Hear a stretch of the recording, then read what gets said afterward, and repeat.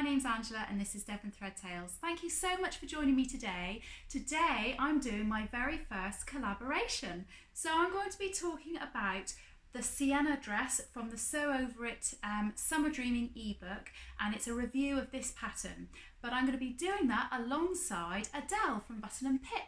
Now, I've been chatting and yapping to Adelle for probably well over 12 months now on Instagram and social media, and I've actually met her in real life but only once, and it's really weird having only met her once, but we just yap like we've known each other for years, and really gutted that we don't live a bit closer because it would be so fab to be able to meet up and chat about sewing, although to be fair we probably never get anything done because that's probably all we would talk about. Anyway, a little while ago we had a bit of a yap about doing a collaboration and possibly doing it on one of the patterns from the ebook, and we chose the Siena Dress. So Adelle is going to be doing a video and it's going to be released at exactly the same time as this, and I'm going to put a link into her YouTube account and in a link to her video on this specific dress as well. So please go and check out what she's made. I've had a little sneak peek of her dress and it's really different from mine and absolutely gorgeous, and just shows how different a garment can look just in a different fabric. She looks stunning in it and I just love it. So on to the dress that I've made. Now, I wasn't sure what fabric I was going to use. I think Adelle had in mind what fabric she was going to use from the get-go, but I didn't have any in my stash that I was really thinking of using. And I had a little look around and I found, funnily enough, from Sew Your Own Wardrobe, which is a shop literally 2 minutes down the road from Adelle, so very bizarre, I found this cotton lawn. Now I want to say it's a lawn, but it's actually, it might even be a poplin actually, I'm not quite sure. I'll dig through my purchase order and see if I can find it, and I'll put the details below. But I absolutely love this fabric. It is so completely different from anything that I would have normally chosen. It's got a black background and then it's just got the silhouette of, or outline of, lots of different ladies walking with fabulous dresses and outfits and bits and pieces on. I'll come a bit closer so you can see, and I'll possibly even put some video in of the fabric as well if this doesn't come up very well. But I absolutely loved it. It really appealed to me. I love anything that's monochrome, so again it was really appealing, and I just thought, yeah, that's what I'm going to go for. So I ordered that, and then thought I'm going to have a go at just making the top. Now, you might have already seen the top if you've seen one of my previous videos. I did an August makes video, and I'll put the link in so that you can have a look at that. But I made the Sew Over It Siena top, and this is it here. I'm really pleased with it in terms of how it's turned out and what it looks like, but it doesn't suit me. Well, no, that's not true. I think it suits me in terms of the neckline, and I like the colour, but it's just way too short and I just don't feel comfortable wearing it. But I'm really, really glad that I did a trial run. I made the size 12, and I had quite a bit of debate over what size I was going to make.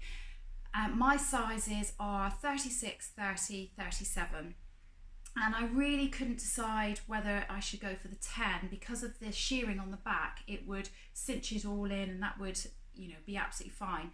But I'm glad I went with the 12 because it fits perfectly. The princess seams fall directly over the apex of the bust, which is correct, and the side seams fall, you know, where they should on the side, etc.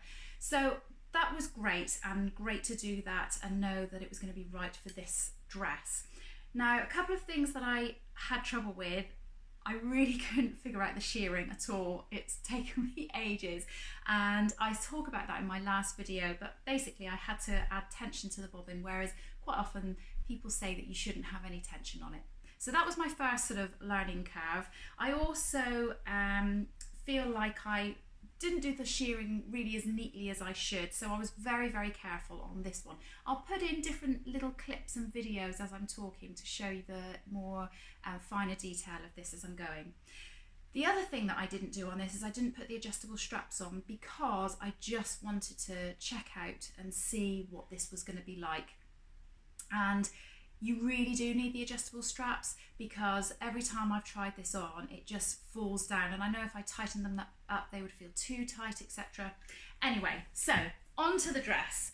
So I cut out the size 12 based on my little trial run that I had done. I was really pleased with the fabric.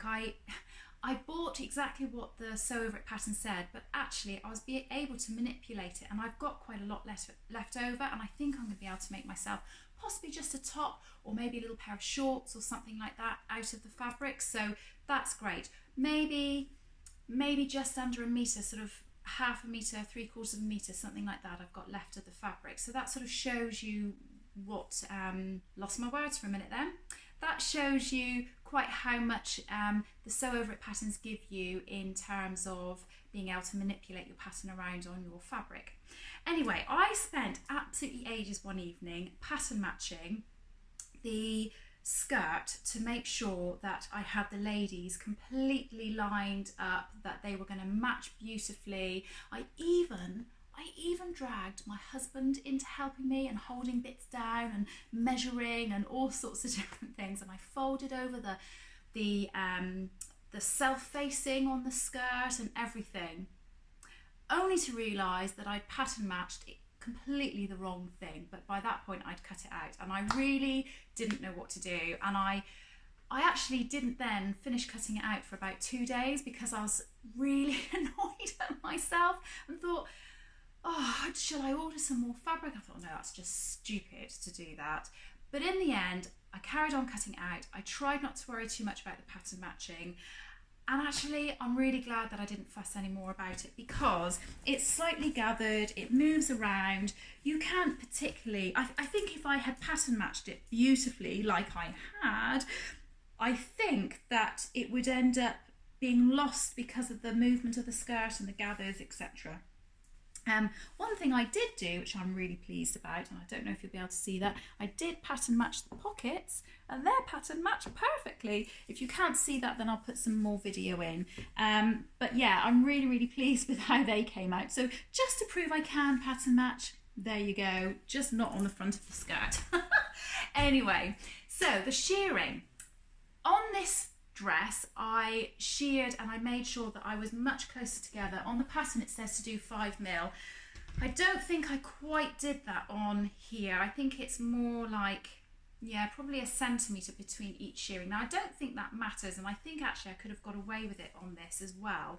But what I did do is, rather than shear straight across, cut my threads and then start the next shearing line, what I actually did is I went across, kept my needle in the fabric, came down a couple of stitches and then came back the opposite direction. I don't know if that makes any sense. Hopefully you'll understand what I'm trying to say. And really, that was completely wrong. I did that because I'd watched another video and somebody else do that, and it obviously worked for them, and that's fabulous. But I think that then distorted the shearing panel, the width, the lengthways rather than the widthways. Obviously you want it to be drawn in that way, but I just didn't give it a thought that actually if you shear downwards as well as that way, it's going to do something to the fabric, you know, in both directions. It hasn't really affected it too badly, and I am quite pleased with how it's come out.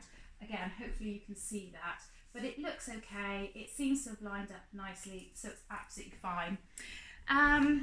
I decided to do covered buttons. I'll just show you those. And that was quite nice because I could play with the fabric, and I've got a stripy one, plain one.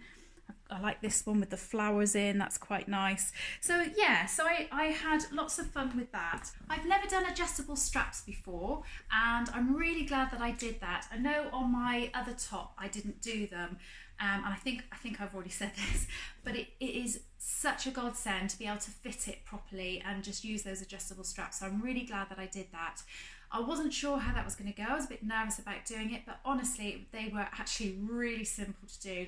The written instructions in the pattern manual and the illustrations combined made it so easy to put together, and I certainly wouldn't be afraid of doing them again.